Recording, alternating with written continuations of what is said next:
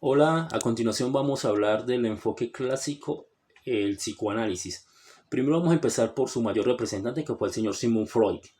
El señor Sigmund Freud argumentaba que al momento de estudiar la conducta, el objeto debía estar en lo inconsciente, en la psiquis inconsciente. Él postuló una teoría que se llama teoría psicodinámica, que explica cómo es que los factores internos de la psiquis del sujeto se convierten en conducta.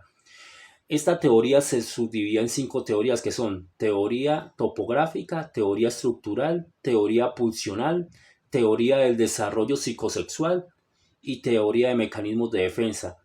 La principal teoría para explicar el funcionamiento de la psiquis fue la teoría topográfica.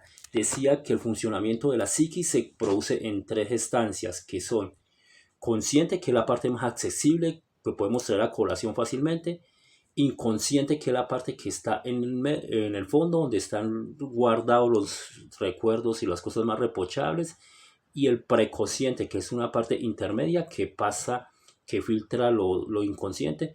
¿Cómo lo filtra? Mediante sueños, chistes inoportunos, escritura calimi y lazos del lenguaje. Entonces, cuando el contenido es tan fuerte y tan reprochable que no pasa a la parte consciente mediante un chiste, mediante un lenguaje inoportuno, mediante un sueño, entonces se produce algo que se llama represión y produce fisuras en la personalidad del individuo. En casos menores como la neurosis, se produce neurosis. En casos mayores se producen psicosis. Entonces, esta fue toda la base del señor Freud para explicar el funcionamiento del individuo. ¿Qué aporte importante tenía? Que él trajo lo interno, lo psíquico, lo de la psiquis, que en ese momento no existía esa escuela psicológica. Él la fundó. Otro de los aportes importantes del señor Freud podríamos decir que también estuvo en explicar que los desarrollos del niño en la etapa que él lo llamó etapa del niño, que él la llamó teoría del desarrollo psicosexual, como el acompañamiento de un niño desde las primeras etapas llevaba a su conducta, aunque fue algo muy revolucionario y muy escandaloso en la época, pues porque él habla de apetitos sexuales en los niños y fue muy controversial para algunas personas. A continuación vamos a hablar de la señora Melanie Klein. La señora Melanie Klein, ella, su estudio estuvo basado en el estudio con niños. Ella decía que el niño empieza a establecer relaciones con los demás en cuanto nace, especialmente con la madre. El niño nace con un yo muy precario. Ya sabemos que el yo es la parte que quiere satisfacer las necesidades inmediatas y busca el displacer, que está relacionada con el yo está relacionado con la supervivencia. Ella decía que el acompañamiento del niño también era muy importante en esas primeras etapas para que su yo, que cuando nacía era precario, se fortaleciera y no tuviera síntomas síntomas malos en la personalidad en estados posteriores de adultez. Ella decía que llama a estas etapas posiciones. En la primera posición la llamó ella posición paranoide esquizofrenia, que era de los primeros a 6 meses. El niño tenía relación y veía que habían dos objetos, pecho bueno y pecho malo. El pecho bueno le daba placer, el pecho malo le daba displacer. Eso era lo que él introyectaba del exterior. Lo que él proyectaba era agresividad hacia el pecho malo, hacia el pecho que no le daba lo que quería. El niño no superar esta etapa podía traer esquizofrenia, autismo, psicosis, paranoia. Cuando el niño ya pasa de los 6 meses, que había superado esta etapa, pasa a una etapa o segunda posición, que era posición depresiva. El niño comprende que la madre es un objeto, una persona en totalidad, ya elimina la idea de dos pechos, pechos buenos y pechos malos. Ahora el temor del niño está primero en perder el objeto de amor, que es su madre; segundo, en haberla dañado cuando proyectó agresividad hacia el pecho malo. Lo que el niño tiene que superar en esta etapa, o lo que tiene es una etapa de negación, que dice el no, es que el niño cree que esto no puede haber sido así, que no puede haber dañado el pecho. Empieza con un mecanismo de reparación, como a consentir la mamá mucho cuando le llegue, cuando se le acerca. Entonces, el no superar esta etapa puede producir desorden neuróticos en el niño. Creo que en este estudio la importancia estuvo en Anna Klein, que ella reconoció primero un estado del yo más estructurado que Freud, porque ella trabajó más con niños, entonces ella comprendió que el niño desde amamantar iba estructurando su yo. Segundo, que también reconoció que un acompañamiento y enfermedades mentales que el niño podía adquirir desde los primeros meses de vida. Buenas tardes, tutora y compañeros. Mi nombre es Jessica Lorena Rincón Torres, del programa de psicología. Voy a hablar sobre el autor Carl Jung.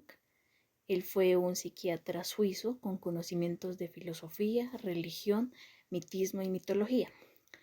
Para Jung, la estructura psíquica se divide en 4 zonas: la del yo, la del conocimiento general, la del inconsciente personal y la del inconsciente colectivo. Existen algunos arquetipos descritos por Jung.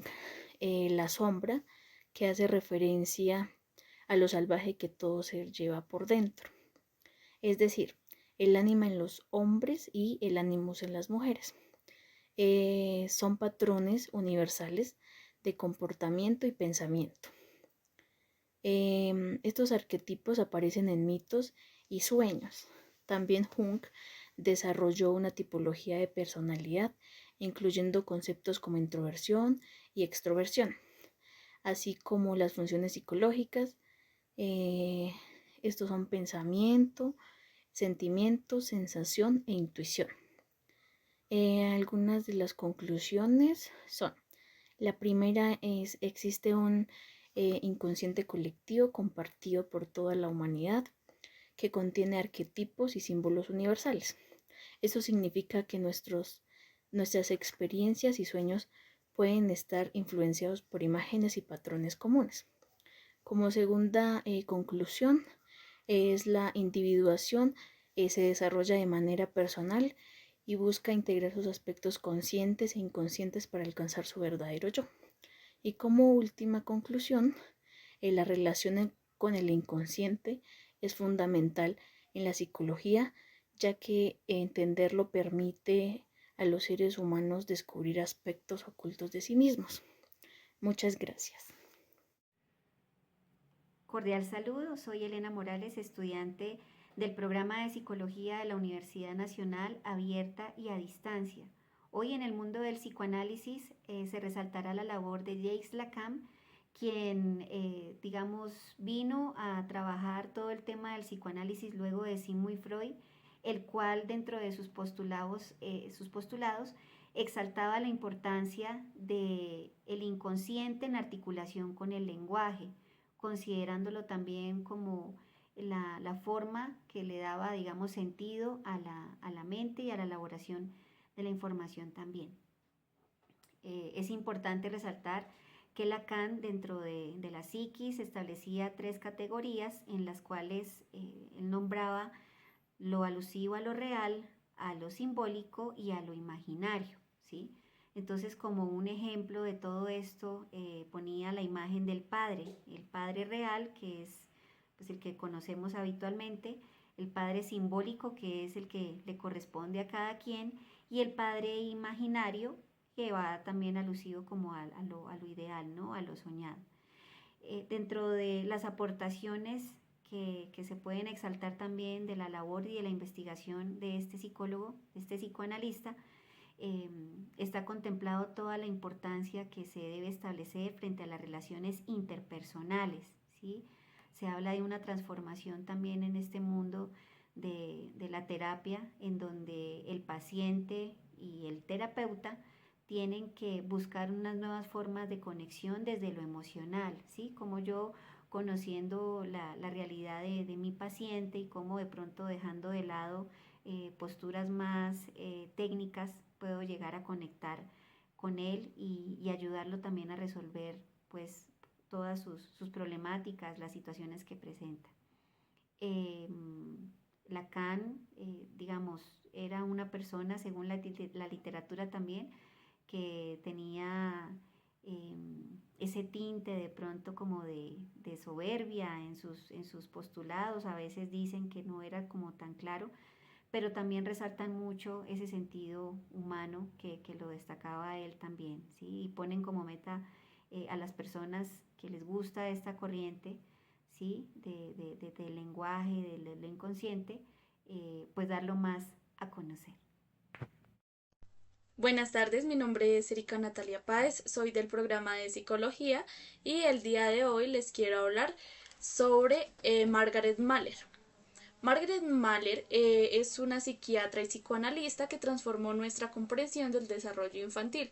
Su mayor aporte fue la teoría de separación, que explica cómo pasamos de depender totalmente de nuestra madre a desarrollar nuestra propia identidad. Bueno, la teoría de separación tiene etapas. La primera es donde el bebé vive una etapa de fusión con la madre, como si fueran solamente un solo ser. Luego empieza a notar que ella es otra persona por separado y que es la etapa de diferenciación. Luego empieza a notar que ella es alguien separado, pero siempre sigue regresando a ella porque tiene cierto tipo de dependencia y para sentirse más seguro. Finalmente, en la conciliación logra una identidad estable y puede separarse sin miedo. Bueno, el objeto de estudio del psicoanálisis se enfoca en lo inconsciente, los conflictos internos y cómo influyen en nuestra conducta y desarrollo. Bueno, las conclusiones sobre el psicoanálisis, bueno, desde mi punto de vista hay 3 razones claves por las que el psicoanálisis es importante, teniendo en cuenta Margaret Mahler. Bueno, primero, sus aportes teóricos nos permiten entender el desarrollo emocional y el impacto del apego de la infancia. Segunda conclusión, nos ayuda a comprender la mente, ya que revela los procesos inconscientes que guían nuestra conducta.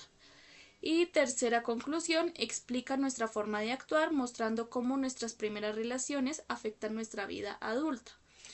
Bueno, y eso es todo por hoy. Entonces, muchas gracias.